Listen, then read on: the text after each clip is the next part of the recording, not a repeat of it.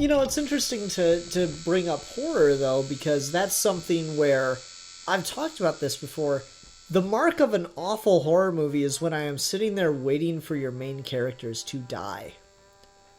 When I am just so bored and uninterested in your cast that I am just waiting for the characters to fucking die so it can be over. Yeah, isn't that weird? Because you'd think that the reason that horror becomes such like a popular genre, that everyone just kind of likes to go to horror movies sometimes, or just watch them. It's just fun.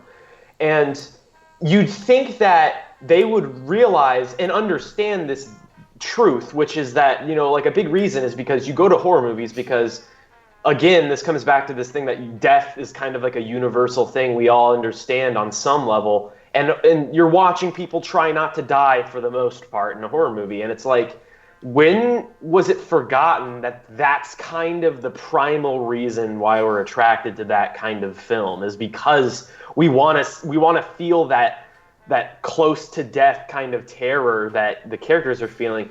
And like, you'd think that we would have remembered that if nothing else. And we go farther and farther away from that all the time. Not all, like, and there are movies that break the pattern, but how many times have you seen a good horror movie or like read a good review of like a movie that like was a surprise hit? And one of the things they'll say is like, oh my God, this movie has surprisingly good characters. Like, that's The Conjuring and The Conjuring 2. I like The Conjuring okay, but what they learned in the sequel is that they could actually really flesh out the characters and make a movie that kind of transcends that just what we have nowadays, which is like just the generic horror schlock. And they really like had some good actors, some good characters, and great performances.